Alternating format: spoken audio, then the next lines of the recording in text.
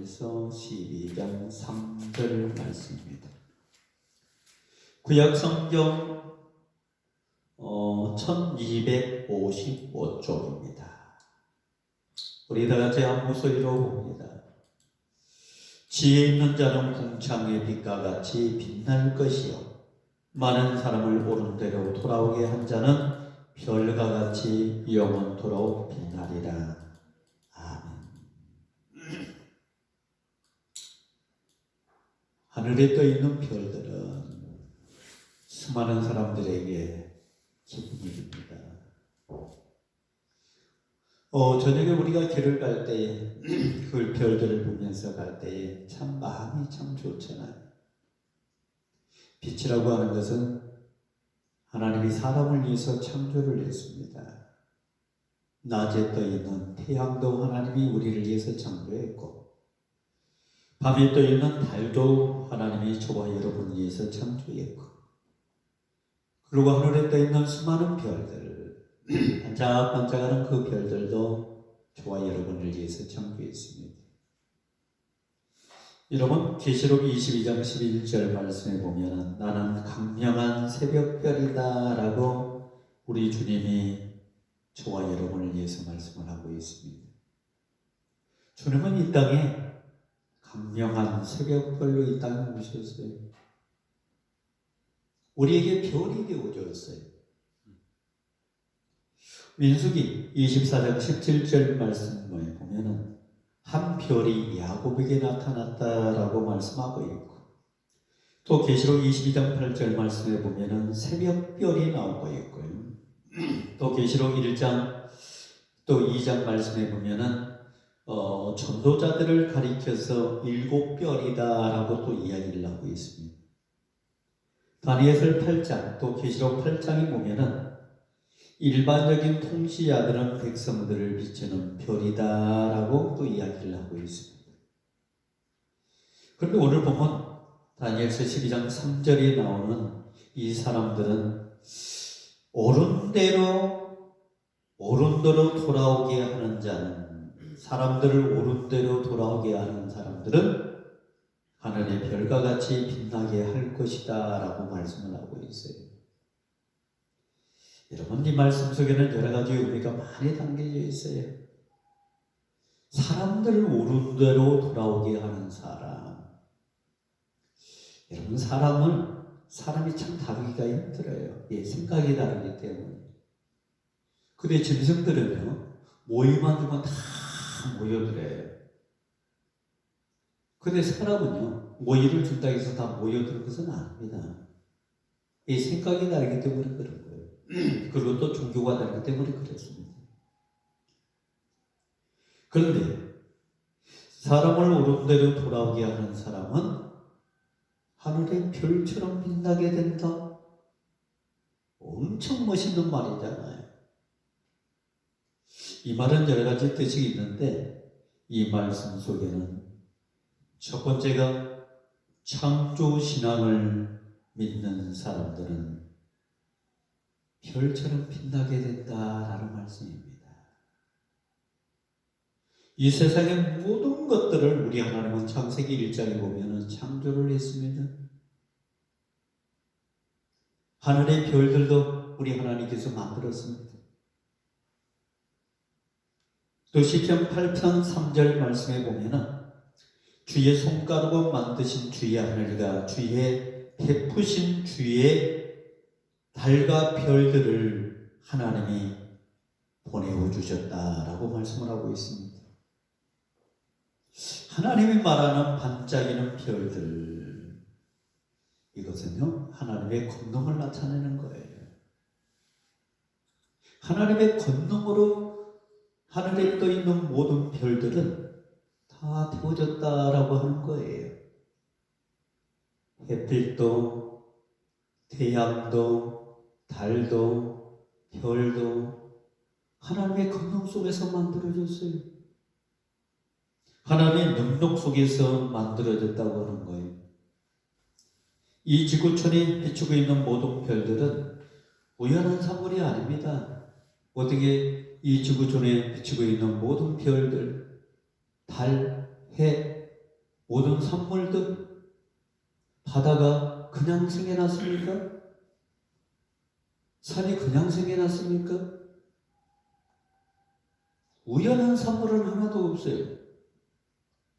하나님의 피로 해서 하나님이 창조한 것들이에요. 근데 하나님의 피로 해서 하나님이 창조한 것들을 누구를 위해서 주었느냐? 예수 그리스도를 믿는 사람들, 하나님을 믿는 사람들을 위해서 주었다고 하는 거예요. 그리고 우리로 하여금 그것을 다스리고 통치하라고 하나님은 명령하고 있습니다. 하나님은 저로 하여금 하늘에 떠 있는 별들도 우리가 통치하고 태양도 통치하고 달도 통치하고 하나님 만드는 이 우주 만물의 모든 것들을 우리로 하여금 통치하라는 통치권을 우리에게 주었다고 하는 거예요. 이 세상의 모든 것들은 다 하나님의 것입니다.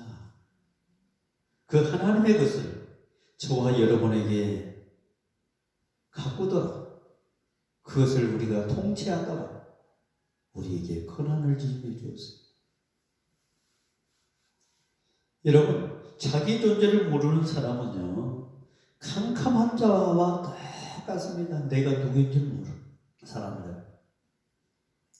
근데 자기 존재를 아는 사람은요, 이 강명한 햇빛처럼요, 자기가 누구인지를 알고 있는 거예요.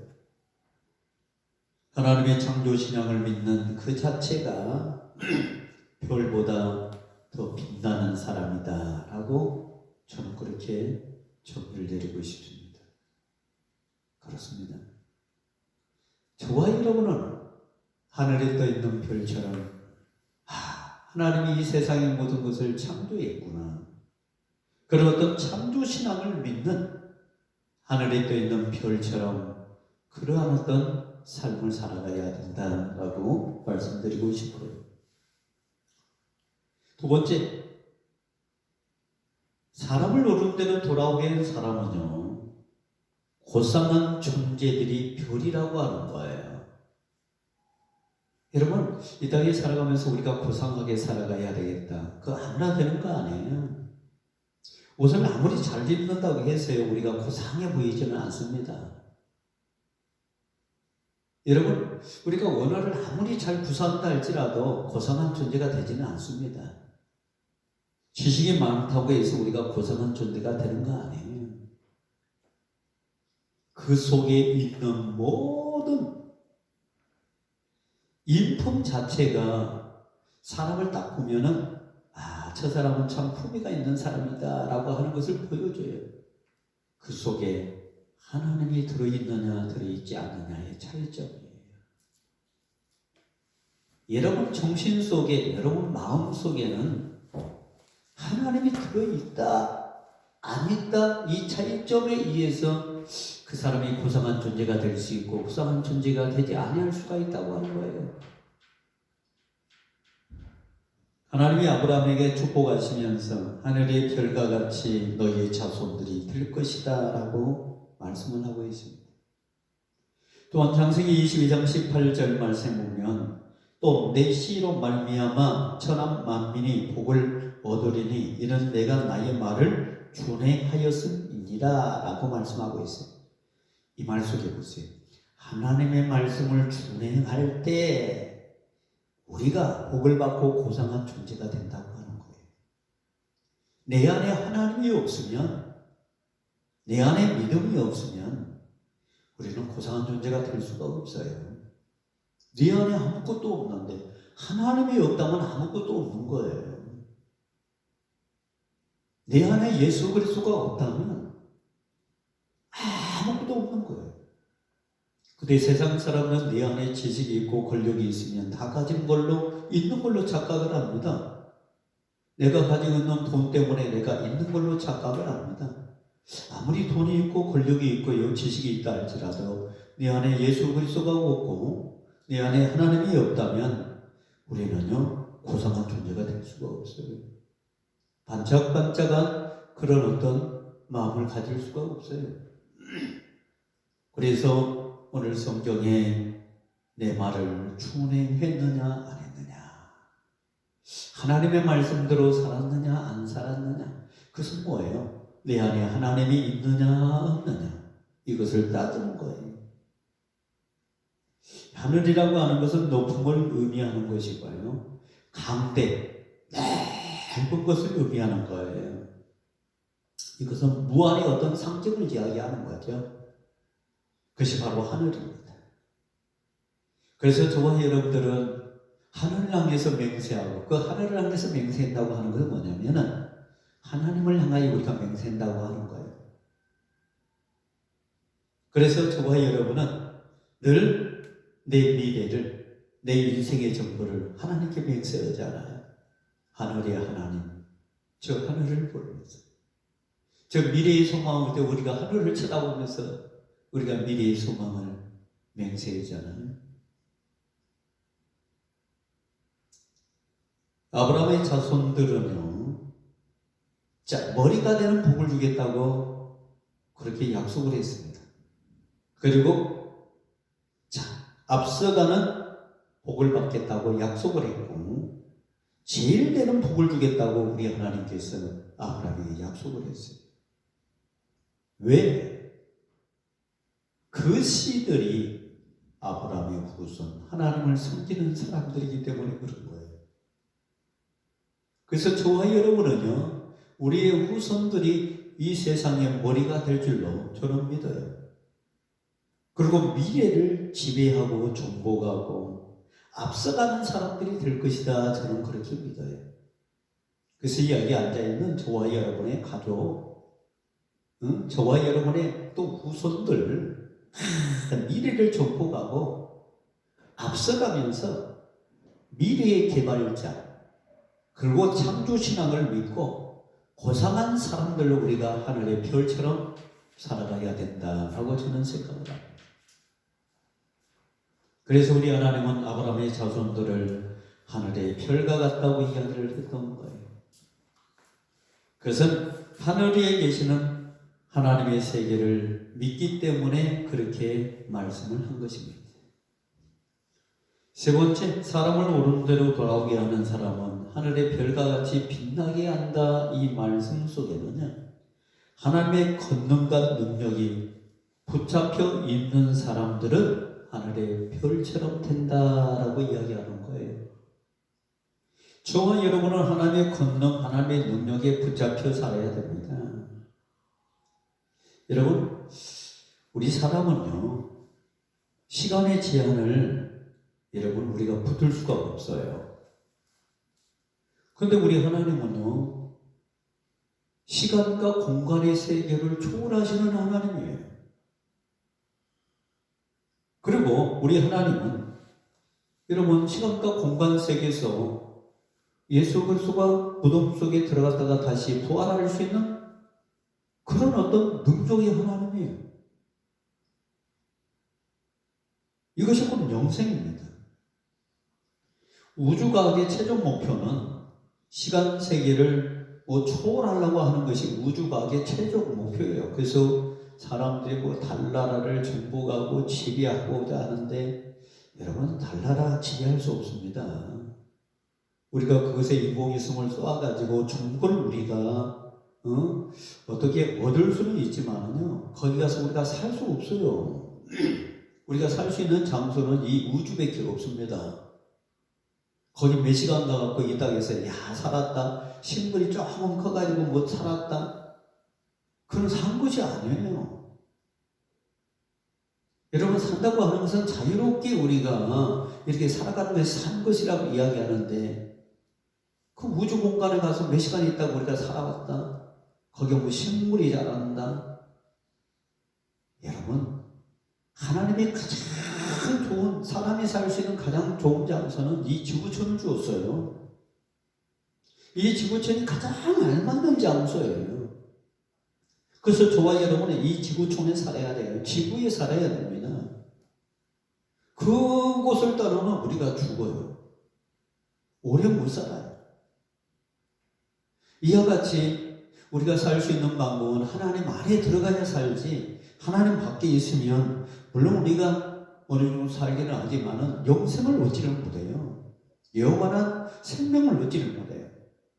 그러나 하나님 안에 우리가 들어가 있고 예수 그리스도 안에 들어가 있으면 우리는 영원히 사는 그런 축복을 받는 거예요. 그것이 살아있는 존재입니다.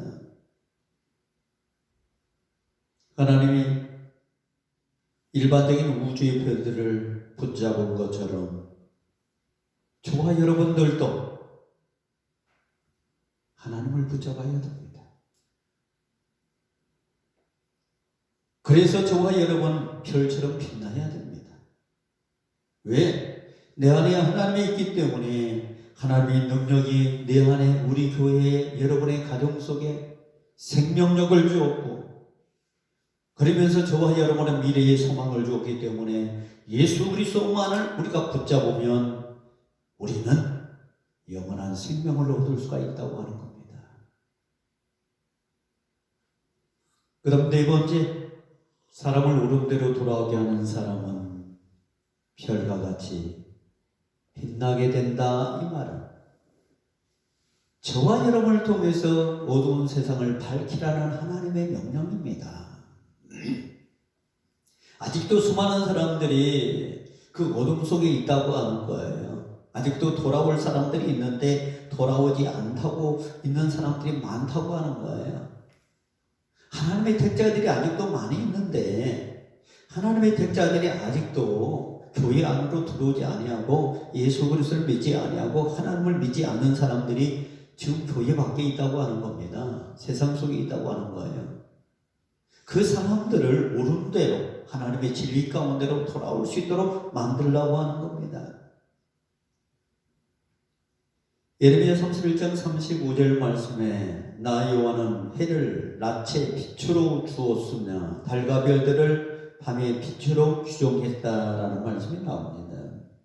그렇습니다.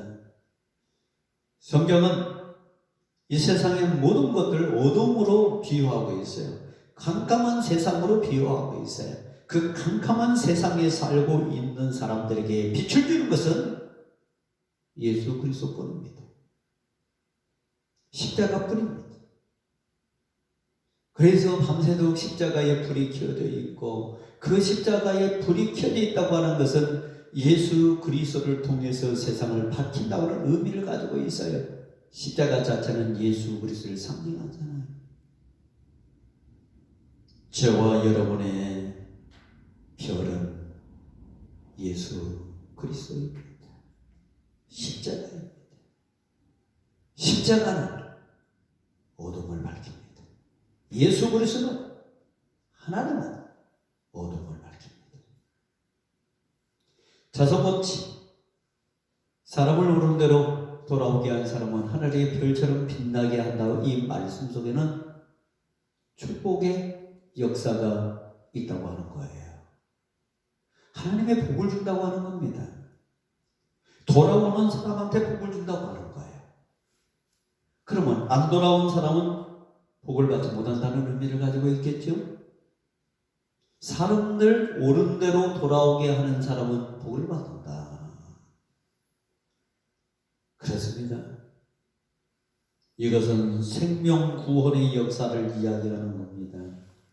택지와 구원, 하나님의 선민, 하나님의 아들, 하나님의 딸, 이런 사람들에게 내가 복을 주겠다라고 하는 하나님의 메시지예요. 음성이에요. 그래서 계속 7장에 보면 각 나라, 각 족속, 셀 수 없는 큰 무리, 10주 진주문을 나가요 막 돌아온다고 이야기했습니다. 그곳에 들어간다고 이야기했습니다. 10주 진주문에 들어갈 수 있는 것은 구원받은 모든 사람들이에요. 우리 계시록에 나오는 14만 4천 명이 14만 4천 숫자 중에 14만 4천 명이 아니라 구원받은 무리의 전부의 수예요. 이런 사람들이 바로 12진주문에 들어가게 되어 있고 저 찬란하게 빛나고 있는 저 천국에 들어간다고 하는 거예요. 예수 그리스도를 믿는 모든 사람, 하나님을 믿는 모든 사람은 다 하나님 나라에 들어가서 복을 받고 그 12 진주문에 들어가서 영원한 삶을 살고 있다고 하는 거예요. 마지막 사람을 옳은 대로 돌아오게 하는 사람은 복을 받는다. 우리로 하여금 목적 있는 삶을 살으라는 하나님의 음성입니다. 그 목적이 뭐냐? 하나님을 기쁘시게 하는 거예요. 사람을 옳은 대로 돌아오게 하는 것이 하나님을 기쁘시게 하는 것이다 라고 하는 겁니다.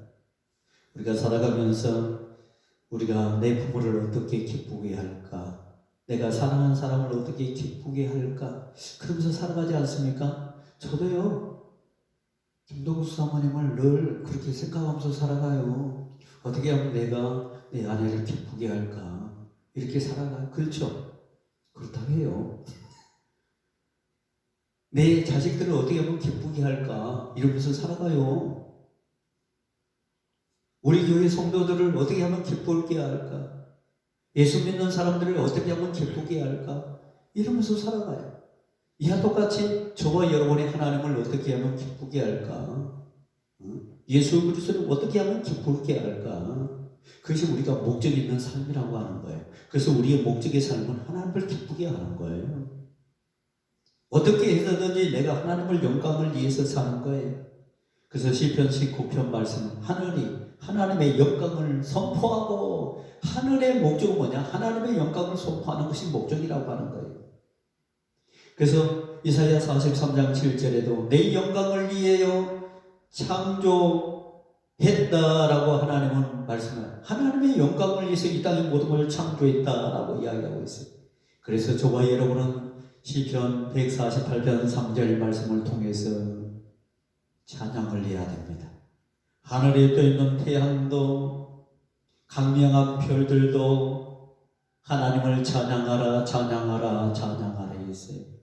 이 지구촌에 살고 있는 모든 피조세계 피조물들은 하나님을 찬양해야 된다고 하는 거예요.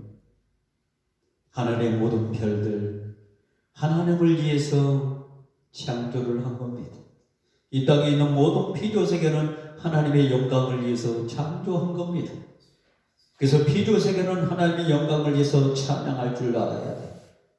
거기에 그것을 다스리고 있는 우리 인간들도 하나님의 영광을 위해서 살아야 된다고 하는 거예요. 그것이 곧 예배이고 전도이고 기도이고, 그것이 바로 하나님의 기쁘시게 하는 삶이에요. 그래서 저와 여러분은 오늘부터 다시 시작했어요. 우리가 죽는 그날까지 하나님의 영광을 위해서 살다가 죽는 것이 우리의 삶의 목적이 되어야 된다고 하는 거예요. 사랑하는 성도 여러분, 하나님은 저와 여러분을 통해서 하늘의 별처럼 그렇게 반짝반짝 빛나기를 원하고 있어요. 그것은 다른 거 아니에요. 이 땅의 모든 것을 우리가 지배하면서 다스리면서 어떻게 하면 내가 사람을 옳은 대로 돌아오게 하는 사람이 될까? 어떻게 하면 내가 세상의 어둠을 비추는 빛이 될까? 어떻게 하면 내가 하나님 말씀대로 살아드릴까? 어떻게 하면 내가 오늘도 내일도 내 삶의 목적 자체가 하나님의 영광을 위해서 살까? 이런 마음을 가질 때에 하나님은 저와 여러분을 천국으로 반짝반짝 빛나는 영원한 세계 속으로 우리를 끌고 간다는 사실. 그래서 저와 여러분은 천국의 삶을 사는, 영원히 반짝반짝거리는 그러한 삶을 사는 우리 동사민들이 다 되시기를 바랍니다. 기도하겠습니다. 전능하신 아버지 하나님, 은혜와